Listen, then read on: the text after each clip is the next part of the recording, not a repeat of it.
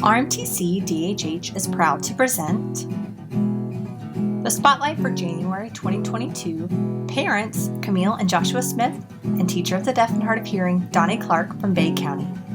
The theme for this interview is based on the High Leverage Practices and Special Education HLP3, collaborate with families to support student learning and secure needed services. Welcome, Donnie from Bay and Cami and Joshua.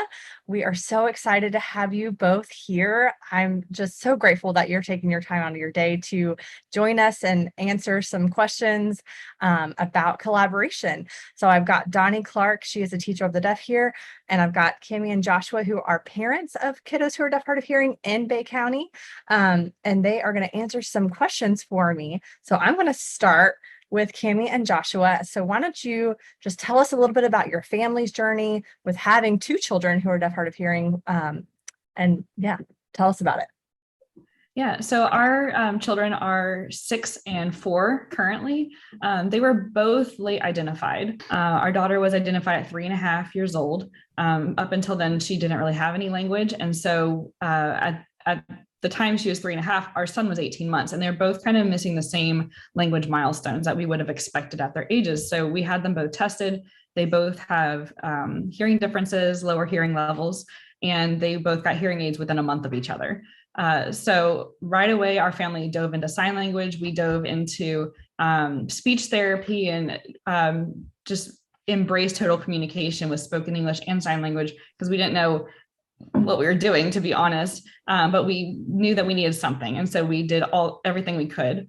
Now we're 3 years into this journey, and they're both in public school. They're both, they have IEPs, they have interpreters, they have FM systems, all kinds of accommodations, and they're doing really great. At home, we still use spoken English and American Sign Language, and we have deaf mentors and everything that we can to give them total communication. That's wonderful. Do you have any recent success stories about one or both of them that you want to share? Yeah. So our son is learning visual phonics right now, and so he's progressing really well in his speech therapy using cues for the letter sounds. And then our daughter, she made AB honor roll this first semester, and she's continuing to make A's and B's in English and language arts. So that's a real big deal. Yeah, that's wonderful. Oh, that's so great. All right. So Donnie is our teacher of the deaf, and she is the teacher of both of their children. So Donnie, how do you communicate regularly, not only with Cami and Joshua, but with families in general, openly and honestly sharing those student successes and education progress and any challenges that they may have too? Of course, using the evidence-based, data that helps gather that information and be able to share those victories with those stakeholders, the parents and the others working with the students. Those need to be celebrated. And then also when there are challenges, because we all know that challenges, that's just a part of life, then we can work together in problem solving. Beautiful. I love it. So Cami and Joshua, how do you like for teachers to share each of your children's successes or educational progress and or challenges? Well, like Donnie said, we like to approach the children's education with just total collaboration with the teachers and support staff. Yeah, we welcome open communication about their progress, even like struggles in the classroom, behavioral things, successes that we can partner with the teachers and address concerns, celebrate with them.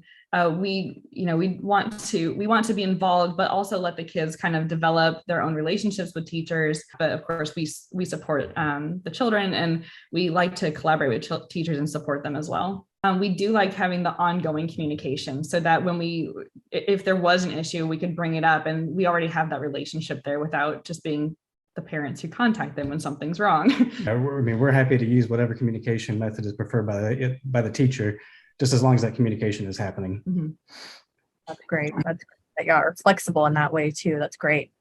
So Donnie, how do you communicate with families in a variety of ways? Email, telephone, in person? All that Yes. So we've used in the past, I've used newsletter, like regular newsletters. Currently, a lot of it's going out via email, and it may be phone calls. Some schools use Class Dojo, some of those platforms, and then just whatever, try to use whatever the parents prefer. So, Cami and Joshua, how are some ways your child or children's schools treat your children and you all with dignity and respect? Yeah, I'll tell a short story. The first time that we met with our team, meaning the teachers, the ESE teachers, the speech pathologists, Donnie was there, the interpreters, that's kind of our team. The first time we met with them, one of the speech pathologists that I had never met before just asked us, what are your family's values for language? And I was a bit blown away at that question, but I was so grateful she asked, because our family's value is total communication. We have no intention of dropping sign language.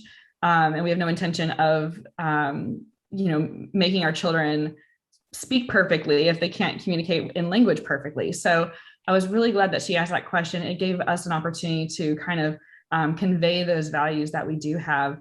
And it's kind of a lesson I learned, that from this point forward, if I meet a new person of the team, I'd like to explain our values and express them so that we can collaborate together with reaching our family's goals for language. Mm-hmm. So the principal of the school has also been, really kind to our family, is asking us to bring any concerns to him. So he's maintaining that level of communication as well with us. And then with the teachers and their classrooms with the kids, our kids come with complex IEPs, new technology, they have their own interpreters that they have to incorporate into the classroom. And so the teacher's making a huge adjustment having our kids in their class, and they've been, wonderful at, and then treating our kids as, just another student in the classroom. So our kids have never expressed that they feel singled out or, different. And I mean, they're loving school. Yeah. I keep hearing this underlying theme of trust. Yeah. It's all about trust, building the relationship with the whole team in order for you to be able to have those courageous conversations that might be hard sometimes, but also that are necessary. Yeah, I love that. That's great. Donnie, how do you approach families to make them feel respected? Well, research shows that one of the best practices in education, of course, is family engagement. So to help foster this, I think it's really important to listen first, like you said, and like Cami and Joshua referred to, that idea of trust and that collaboration, that working together. So, and to do that, you've got to be able to listen, to find out what their perspective is, what are their needs, concerns, their values, their preferences, their goals. Recognizing also, I think sometimes that parents can be overwhelmed, frightened of that unknown. So I think that open communication, approaching families as an ally of support, is really critical. Again, that trust and respect keeps coming up. That's really important.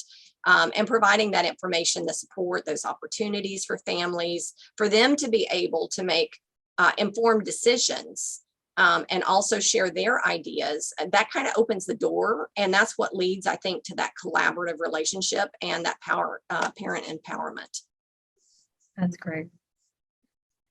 So, Cami and Joshua, how would you encourage other parents and families to work at home with their child and children to develop better language and communication skills? I mean, I'd say it's never too late to start working on language and communication skills. I mean, but with intentionality and ample communication between us and those who support our family, we're able to implement all the exercises of their speech therapy and in between sessions and all that other extra input we've been getting. So language and communication isn't something that's happening with several hour-long sessions over time. It's an ongoing, embedded effort in our lives. Yeah, and it also doesn't have to be formal. I think when we first dove in, we're like, oh my gosh, ASL is a full language with its own grammar structure, and we have babies that and so we had to kind of adjust our expectations for learning sign language. We're not great signers, but we sign well enough to communicate with our children. We started with animals, colors, and foods, just like little kids do, but giving ourselves the grace to not be super accurate at sign language, knowing that we are giving them visual language. Beautiful. I love it. Yeah. As long as you just keep on trying and keep meeting where they are, that's fantastic. All right, Donnie. So how do you make sure to clearly share ideas and actions that families can use to support the students' IEP goals and objectives? My first thought in looking and thinking about this was, use evidence-based data to present information. And that is very critical, and that is true. But I think you have to go a little step further other than just presenting information. Here you go. So for me, it goes back to that family engagement, that collaboration, that trust and respect that we've talked about. When the team is working together, I think that natural outcome is going to be support both that occurs at school, obviously, and then also at home. Absolutely. So Cami and Joshua, what would be your most valued part of your relationship with Donnie and with the school system?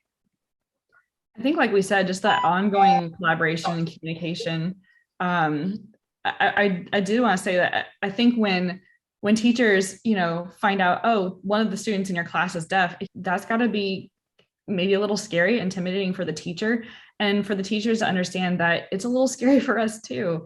Most of the time, our child's never been in first grade before. And so navigating first grade with those accommodations is going to be, a different type of challenging for us and the teachers, but maintaining that collaboration is so key. The last thing I'll mention is having ASL access throughout campus, I think is extremely important.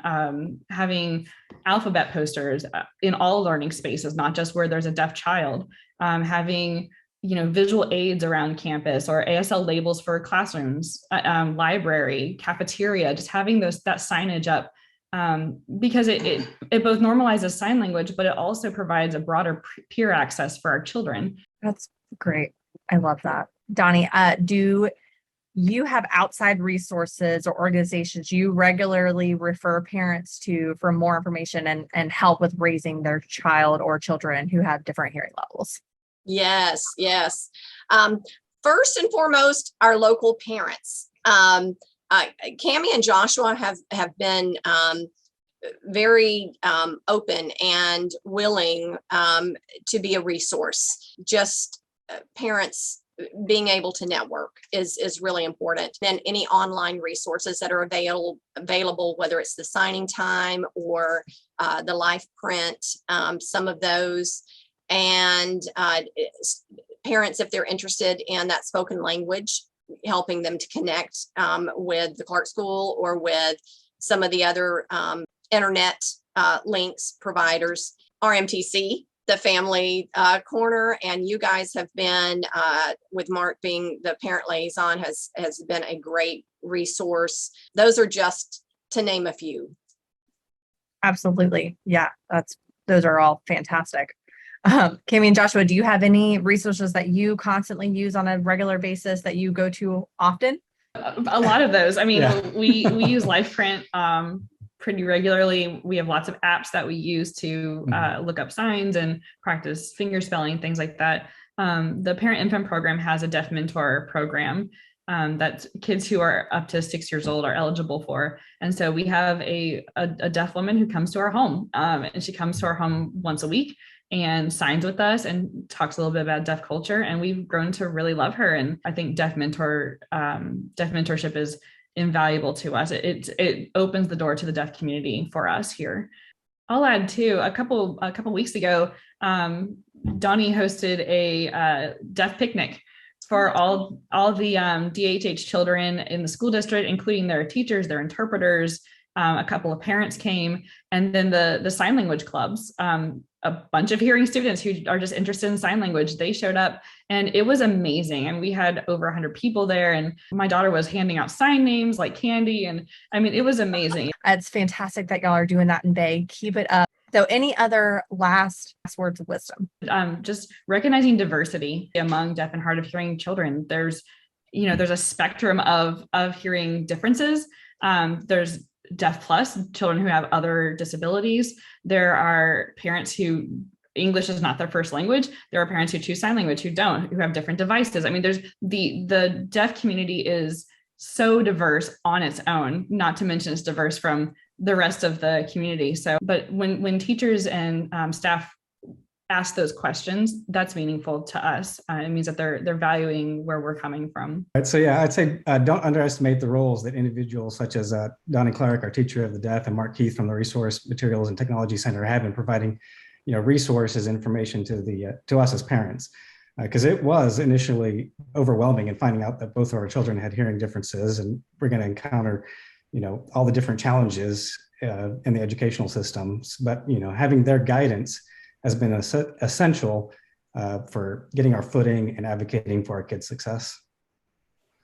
That's wonderful. Thank y'all for sharing that. Well, Donnie and Cami and Joshua, thank you all so much for being here. That was, oh my goodness. I'm so excited that y'all are here and got to do this interview. Y'all are doing great things in Bay County. We really appreciate everything you're doing. Thank you. Thank you. Thank you, Bay District Schools. Thank you, Donnie, Cami, and Joshua. This video is copyrighted by RNTC DHH. Music written and performed by Samuel McIntyre.